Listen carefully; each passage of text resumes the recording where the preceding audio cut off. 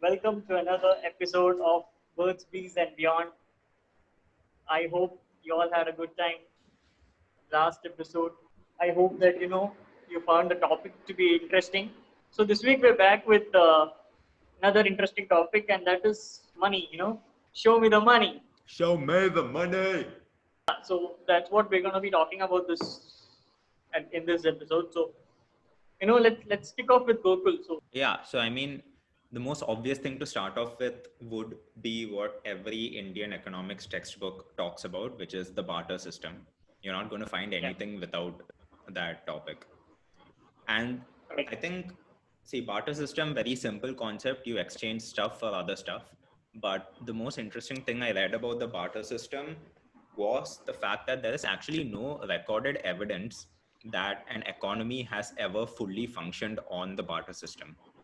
It was just that these great thinkers like Aristotle and Adam Smith, using deductive reasoning, they reverse engineered a theory based on the fact that because we use currency today, there would have been a point in our history where we didn't use currency. It was just speculation. Like nobody really knows whether barter system was real or not. So Yeah. basically, a few people, their imagination has probably brainwashed an entire generation, into believing this is true. Yeah, exactly. Yeah. So basically, Aristotle has said that there are, every goods has two purposes. One is the consumption purpose, and the other is that it also holds a value, exchange value. So that is where I think the idea of a barter system comes from. Also, there are a lot of problems associated with this barter system. Like there's something called the double coincidences of wants, Textbook, where bro. Textbook. a person, yeah, a person needs something. For example, needs wheat, and he has, let's say, apples, and he has to find a person that needs apples and wants to sell wheat, and they have to agree on an exchange value as well. It could lead to a lot of arguments, wouldn't it? It could Yeah. definitely. What one person perceives the value of a certain thing, might not be what the other person thinks it to be. So it's a very interesting thing. Mm. So I was pondering about this thing more, like about this whole theory about the origin of barter system, and I came up with a theory of my own. I don't know if this theory has never been propagated by anyone else before, but if it has, okay, let him take the credit. But this is what I think. So, see, it started off in our caveman days where one family was a unit and they used to live by themselves. And then over time, this family probably figured out that, it's safer for us to live as a community, as a group. So, like 20, 30 families would have come together. And then each family unit would have been introduced to something that another family unit had, which they didn't have. And then that would have started this whole concept of exchanging one goods for another. And then as this community grew bigger, like you started a community holding like thousands and thousands of families, then it would have been tough to do this barter system exchange thing. And then that would have led to the evolution of a commonly agreed medium of exchange. Basically, the thing is, let's say earlier in history, a family used to be self-sufficient, and once they developed sufficiently to produce more goods than they need, they exchanged it with other families. And then when these group of families or a settlement, let's say, they produce more goods than they need, then they trade it with other settlements, Yeah, and yeah. that's how that increased. And even the word economics, like if you look at the etymology of the name, it comes from two Greek words, oikos and nomia, which basically mean workings of a household. Now this would get you thinking that it might be better to have more women leaders in our society, because these guys know how to handle a house. You put them in charge of an economy, it can prosper. I mean, can you With like imagine one fine day, a guy gets up and thinks, you know what, this barter system, it's not working. We need to find a common medium. That's probably what You happened. know, Like one guy yeah, finally thinking, God damn it, this is too much of a drag. We need a this doesn't work. better way. Yeah, So I read somewhere that there was a point of time when salt was considered as the common medium of exchange because one, it was an essential commodity, and two, everyone. So basically, everyone requires it. So it is one thing that everyone would require. So they considered salt as a common currency. In fact, I think the word salary Yeah. has its origin from the word salt because I think in the Romans used to pay their soldiers through salt Yeah. by way of salt. So that is where the word salary comes from. Yeah. That salarium in itself is a Latin word. I mean, not just salt, but people use variety of things, spices, silk, I don't know, sheep, Yeah. animals. And nowadays in prisons also, there's a common medium of exchange, which can be anything. It can be tobacco, it can be noodles. The ramen business is Yeah. prevalent in jails. there's this thing in this Big Bang Theory. There's one particular episode in which I hope you're all familiar with Big Bang Theory, the viewers. Of Sorry. course, bro. So there's one episode where Amy tells to Penny that there are times when the bride's father used to pay the dowry or something through horses. So that was another medium. You're so beautiful, you would get 3 horses, you get 4 horses. It's probably at the time they were figuring out. And I think when they figured it out, the best thing they thought about was the coin made Yeah. of different kinds of precious metals. Basically, we always had currency in one form or the other because I mean it may not always have been in the form of coins, but I mean like Rahul said, Rahul Bala was talking about horses. So I mean there were other ways also. Like Yeah, some I mean, tribes may have their own. Yeah, the definition of currency is basically a common medium of exchange. It can be anything. I read this interesting thing. So now, you know how now you have all this futures trading and forwards trading where you speculate on what the value of a currency or price of a commodity is going to be.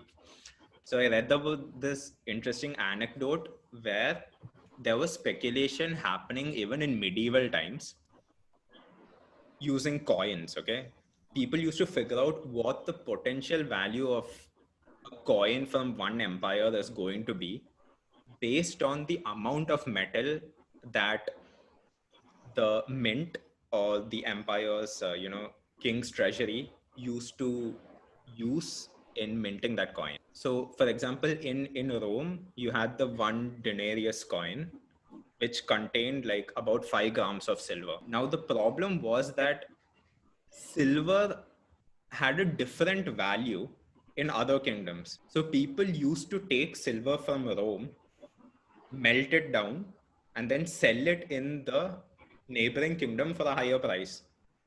And then lot of coins like this went out of circulation in Rome. So there's the story of Mr. Dhirubhai Ambani. So if you all know, before he came back to India and started Reliance, he was working as a petrol pump as an attendant in Yemen, right? So so one thing that he figured out was value of silver in one coin was much more than the value of the coin itself. So he started accumulating a lot of coins and melting it and then selling it as silver, and he made profit. So like even nowadays in India, they actually lose money while they mint that 1 rupee coin. Yeah. Also, I read somewhere that there used to be a time when Bangladeshis used to smuggle Indian coins into their land. They used to melt it down and they used to make razors out of it and then sell it. So in 1 rupee coin, the amount of metal you get, you can make 6 razors with that. Jugaad, And then you jugaad. can sell those 6 razors for, I guess, $10 a piece. I was reading about the Indian rupee and it has an insane history. Like so many countries around India used to use that as their official currency until they got one of their own. Yeah. Even UAE used to use the Indian rupee until the 70s. So even today, Bhutan's currency is pegged to the Indian currency. When I went to Bhutan, I faced a very unique situation where they were valuing INR much more than their local currency. I mean, my currency was in demand, so they were preferring that I pay in INR over their local currency. This was also the point of time. I mean, I had gone just a month after demonetization, so I don't know if that had an effect, but The only country yeah. where people would actually prefer the INR. Before we move on to what modern currency looks like, we need to track back and look at what we call representative money, or like the gold-backed, gold standard. Basically, the US had this gold reserve where they used to uh, specify that this amount of money represents certain sum of gold that is kept in our gold reserves. Yeah, even the notes that were issued were essentially promissory notes that money lenders started long time ago, right? You gave them gold, you gave money lenders gold, and they give you promissory notes that basically said that once you give this back to us, we'll give you back the gold. And even today, the currency, if you see, it's always written like, I promise to pay the bearer a sum of so and so rupees or dollars. It's essentially still a promissory note. Yeah, it's a promise by the government that they would pay. I mean, basically, the governor of the central bank is promising this. So it started with gold-based currency, and then after some point of time, it became fractional. I mean, they used to say they used to purchase 10x. They used to purchase X amount of gold, and they used to print 10x of currency basis that, and then there came a point of time when even that became unfeasible, and finally today we are in a generation which is purely paper-based currency. The paper-based currency nowadays, the fiat currency, is only backed by the promise of the state and trust in the state. And trust, I think, is the key word here. Without trust, the financial system will not function. Regarding this trust, I read about something called the Tinkerbell effect. Okay. So basically, what the Tinkerbell effect says that there are some concepts that we humans have to believe in so that they are true. Right. Yeah. So this fiat money is considered as a very good example of this Tinkerbell effect. Tinkerbell is the fairy thing from Peter Pan, no? If you actually remember Peter Pan, it was like the children had to believe the fact that they can fly to actually fly. So basically, fiat money. So this word fiat is a Latin word, and it means just let it be done. So means just believe in it, and then it will be true. Like so that's what that means. Yeah. And then there's something called the reverse Tinkerbell effect too, where something we believe in, it loses its trueness. So, for example, let's say in an election, I say that your vote matters. So then each person will believe their vote actually matters, and then will go and give their vote. But with each subsequent person giving their vote, the value of the weight of each vote will decrease. Okay.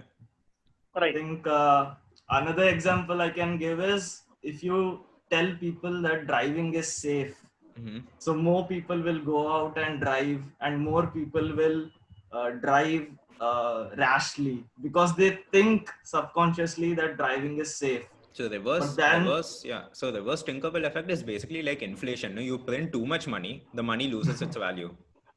Yeah. I guess this is what happened in Zimbabwe. They have $1 trillion note and all. And what, you could probably buy a packet of bread or something. That's what I heard. Yeah. I went there, bro. When I went to Zambia, at the border of Zambia and Zimbabwe, these guys were selling trillion and billion dollar notes as mementos. You take this, but you give us Zambian currency in return. I think currently they've stopped printing their local currency, and they're dealing with US dollars. I think even Indian rupees accepted that. Many foreign currencies are used there. the reason, like when as a child, I used to think, if the RBI or the government is printing money, why don't they like just print a lot of shitloads of money and just give it to people so that everyone becomes rich? Supply and But then demand. when you see, yeah, it's supply and demand. That's not something a 5-year-old would understand, right? Mm. I mean, in terms of currency. So when we are talking about paper-based currency, one more very interesting phenomenon about this is fractional reserve banking, or what we call credit creation. Yeah. So basically, how does a bank function? A bank, I mean, there are savers who deposit money and keep it in the bank accounts, Mhm. and the bank pays them interest, and then the bank does not keep it. It's not a treasure chest where the bank, I mean, where the bank is the storekeeper, so storer of this wealth. So the banks lend it to people who require, like people who require businesses, etc. So, and then the businesses will then use that money, invest it, and create develop the economy, and the money keeps flowing, and ultimately it again comes back to the bank. So say the bank has now got 100 rupees worth of deposit from a variety of depositors. So it has 100 rupees. It will keep some amount as reserve. I mean, because depositors can always come back and ask the money. So the bank is depending on the fact that everyone would come at the same point of time to ask for the money.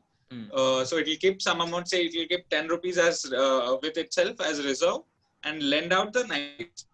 So this way we expand currency through creation of credit.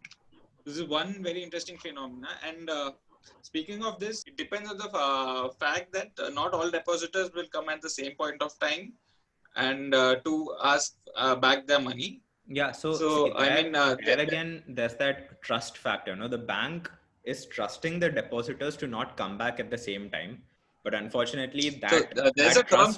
That trust is what got Greece in trouble. And then Germany had to bail them Uh, out. Even in fact, even back in India, we have had such situations.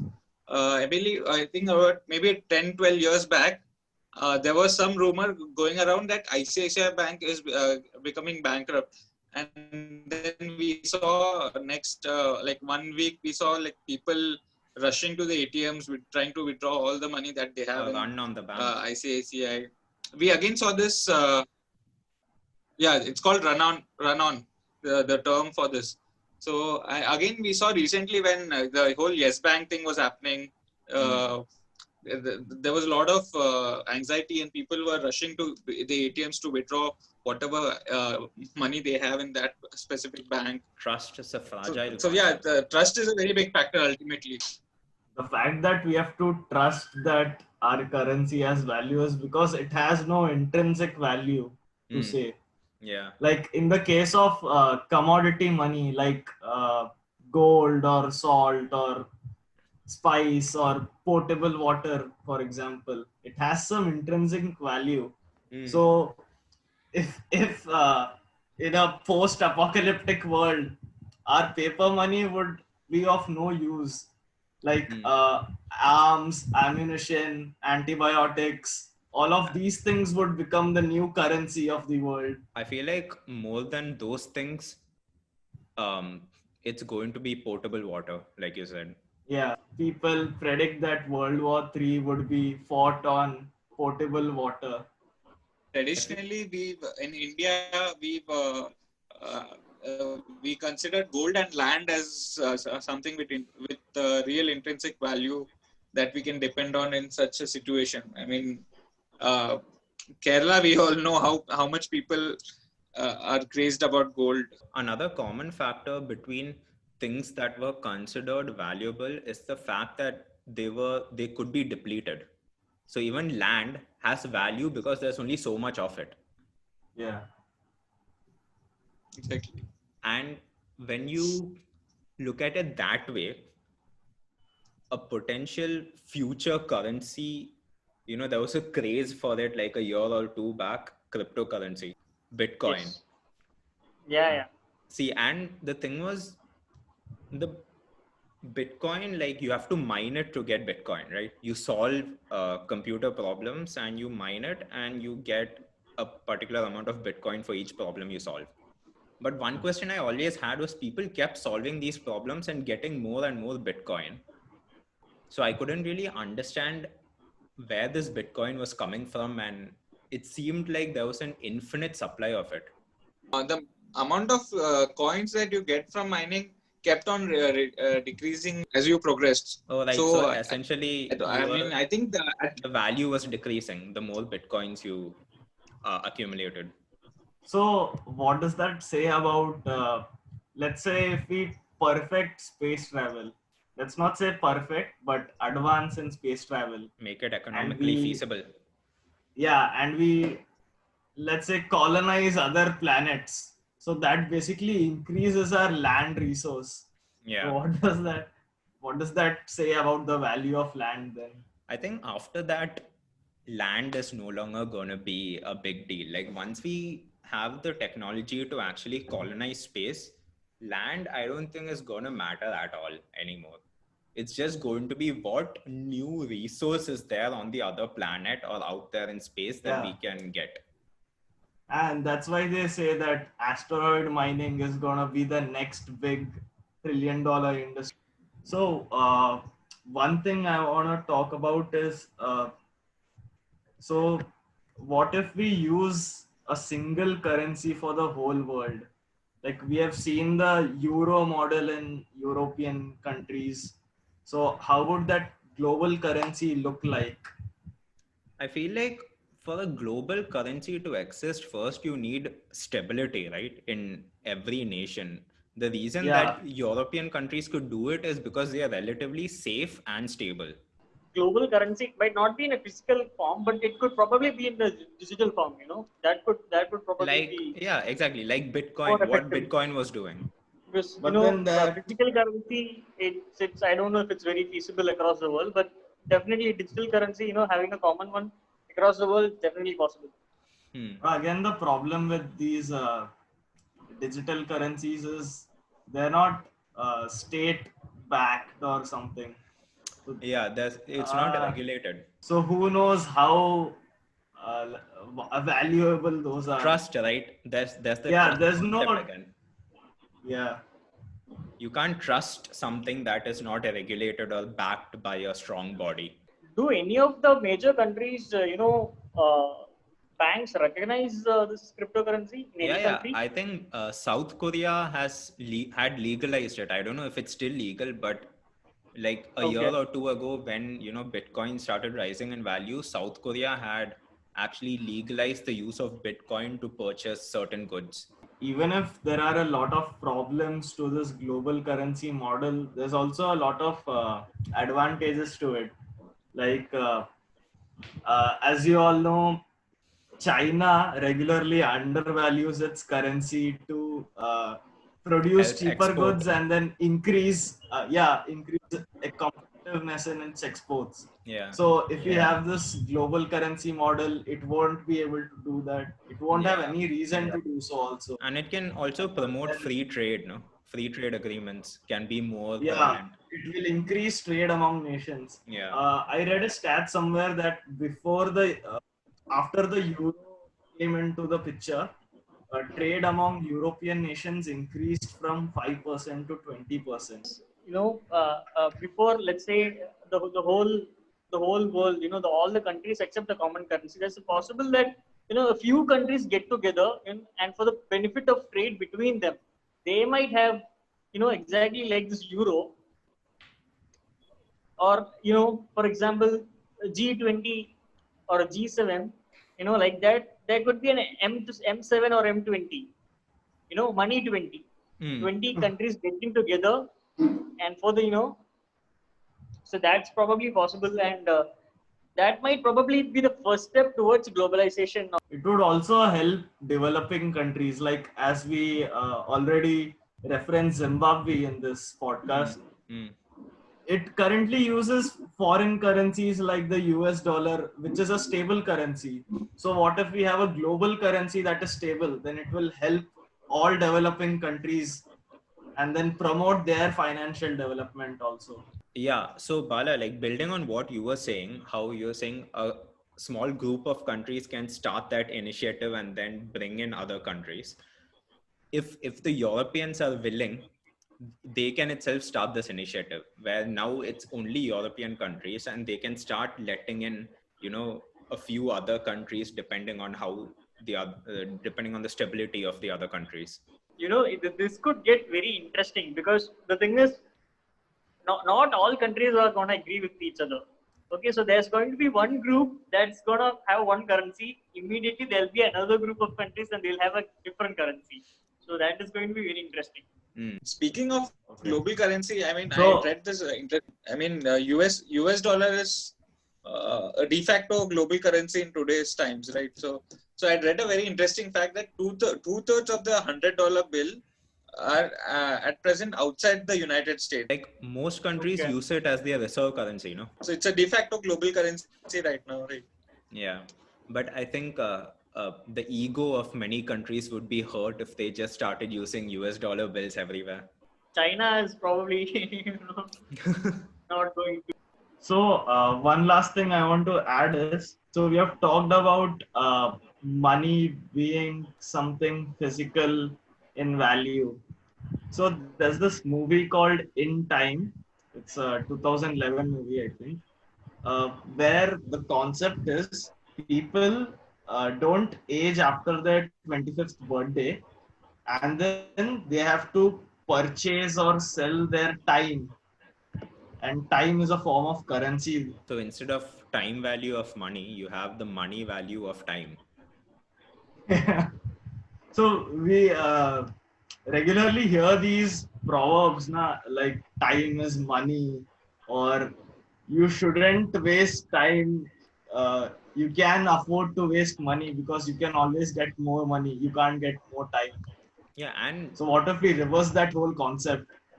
time and money are like very intrinsically linked even in today's global financial system. No, like Yeah. you need to be compensated for every hour, every minute, every second of your time. There's a saying, isn't it? In the older generation, dad used to walk 20 minutes to save 10 rupees, and now the son, spends 10 rupees to save 20 minutes. So, Yeah, it's And- becoming a very and it's very good. fast-paced world. Yeah. I've always felt that being successful, when you realize that you've become successful, is when you start valuing time more than money. One other very interesting fact about this thing I read about money I read is that in the United States there's more amount of monopoly cash that is printed every year as compared to the real dollar bills. Monopoly was an awesome game. Bro. We spent You used to hours on play- it, days. Yeah. All right, so guys, I hope you enjoyed this video about money. I should call it podcast about money. So please do like, share, subscribe, and comment on your thoughts. What you think? What you think the original theory of the barter system is, and where you see currency going towards in the future. And before we end, guys, I don't want to. I mean, we have to end on a somber note. Chadwick Boseman, King Chadwick Boseman, recently passed away due to cancer. And we all know him as Black Panther in Avengers. He also had a lot of other amazing movies. So I want to end by using the war cry that was there in Infinity Wars, patented by Chadwick Boseman, and I don't know who the other fellow is, but Chadwick Boseman is the main guy. Yeah, Bombay! Remember, Bombay! Wakanda forever. Wakanda forever. Peace, guys.